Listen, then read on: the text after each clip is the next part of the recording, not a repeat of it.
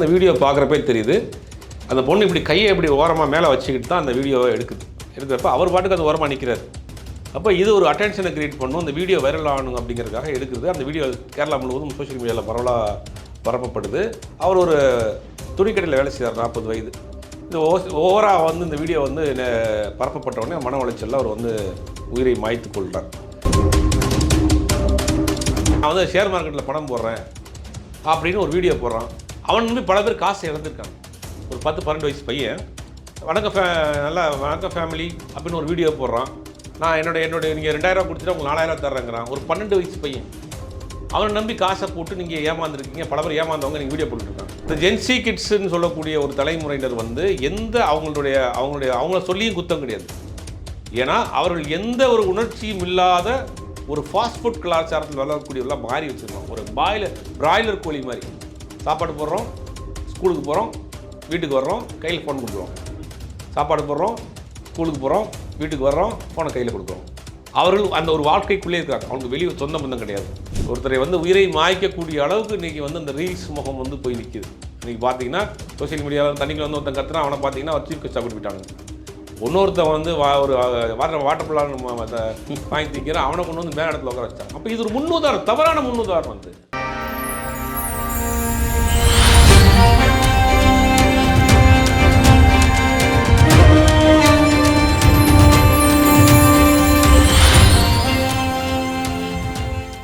வாகை தமிழ் நேயர்களுக்கு வணக்கம். இன்றைய நேர்காணலில் நம்மோடு இணைந்திருக்கிறார் மூத்த ஊடகர் திரு சுபேர் அவர்கள். சார் வணக்கம். வணக்கம்.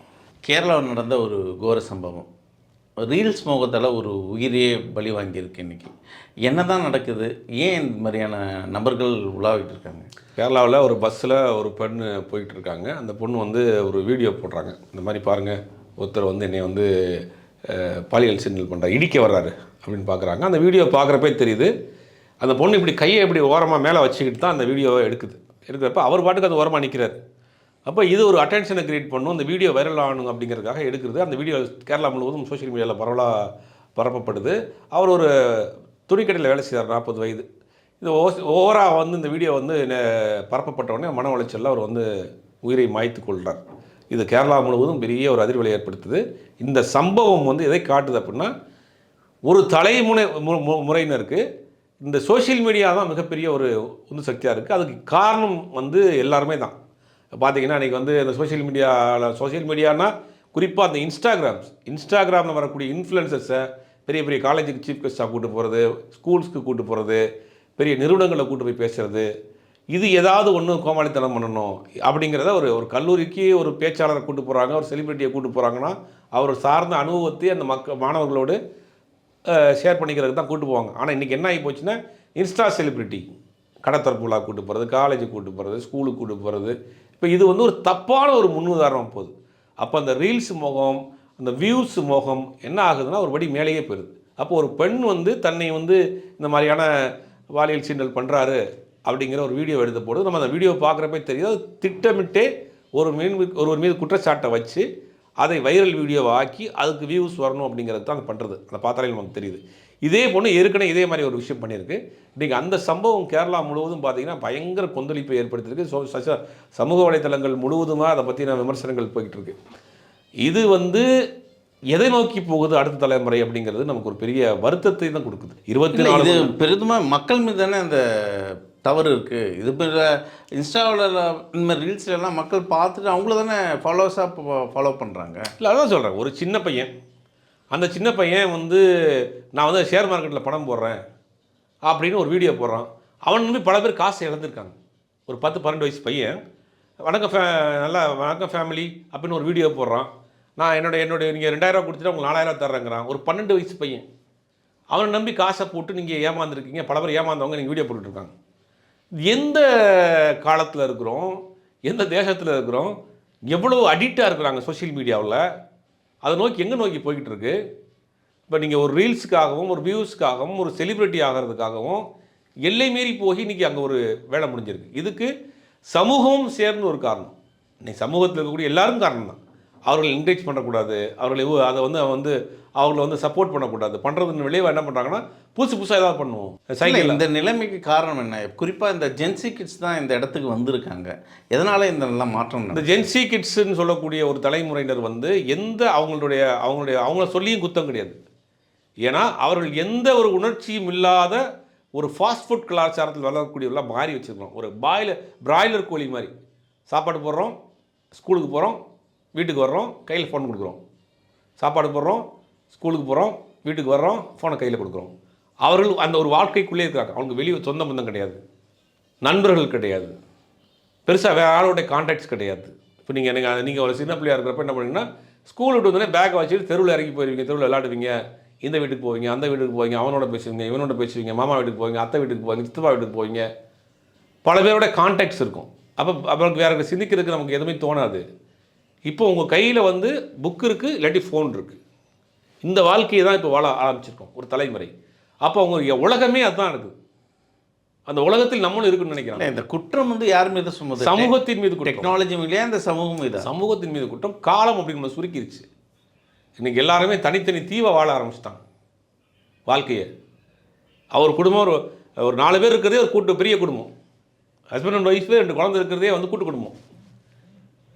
ஹஸ்பண்ட் அண்ட் ஒய்ஃபு 2 குழந்தையோட ஒருத்தர் வாழ்கிறான்னா கூட்டு குடும்பத்தில் வாழ்றான்னு அர்த்தம். அந்த நிலைமைக்கு இன்றைக்கி போய் நம்ம நிற்கிறோம். அதுக்கு அவங்க அந்த ஜென்சி அப்படிங்கிறத மட்டும் சொல்லவே குறை சொல்ல முடியாது. அந்த சூழ்நிலையை உருவாக்கி கொடுத்தது யார்? அந்த பிள்ளைங்க கையில் ஃபோனை கொடுத்துட்டு நம்ம வேலையை பார்க்குறோம். நம்ம ஒரு ஃபோனை வச்சுட்டு உட்காந்துருக்கோம்.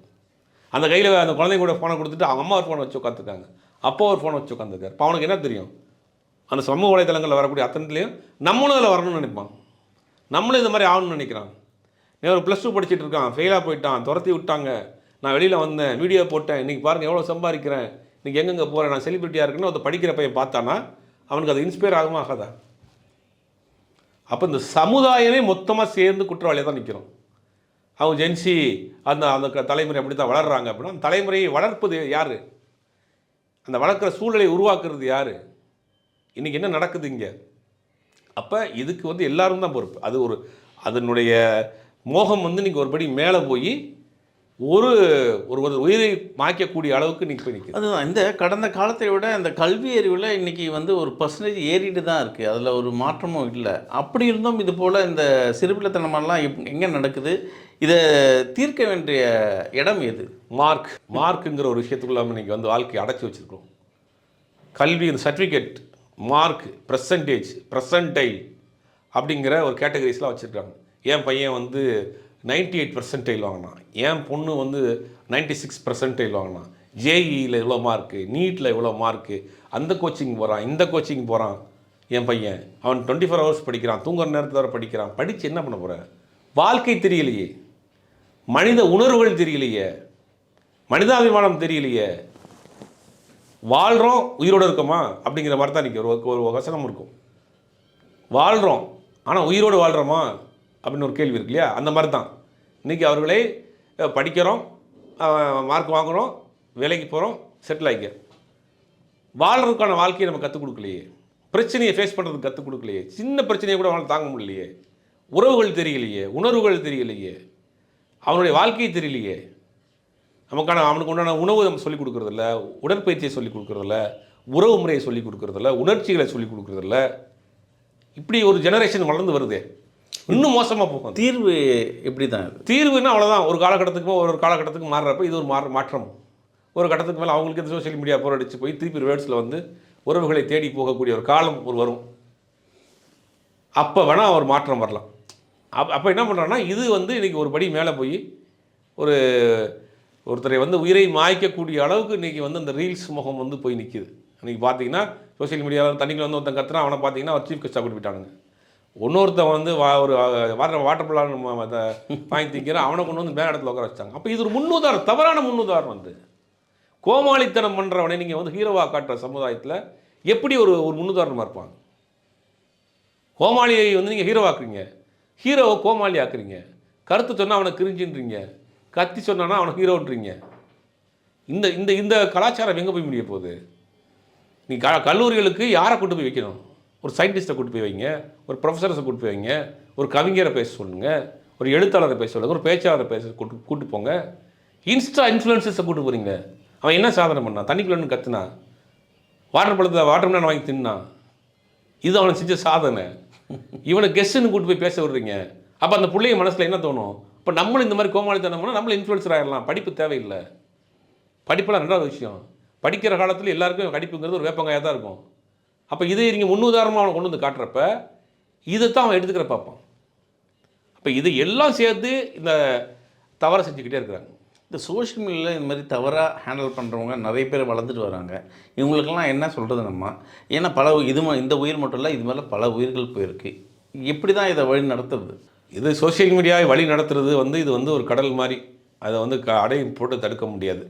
நம்ம குறைந்தபட்சம் நம்மளை சுற்றி இருக்கிற ஆட்கள் அதை எப்படி பயன்படுத்துகிறாங்கங்கிறத நம்ம முடிஞ்ச அளவுக்கு கண்காணிக்கலாம். முடிய பல தரப்பில் இருந்து நீங்கள் வந்துடுது. ஃபோன் மட்டும் இருந்தால் கூட போதும். நான் கூட அடிக்கடி சொல்லுவேன், ஒரு ஃபோனை கொடுத்து ஒரு குழந்தைய வீட்டில் வச்சுட்டா அந்த பொண்ணு ஒரு வருஷத்தில் குழந்தை பெற்று வந்துடுவாங்க.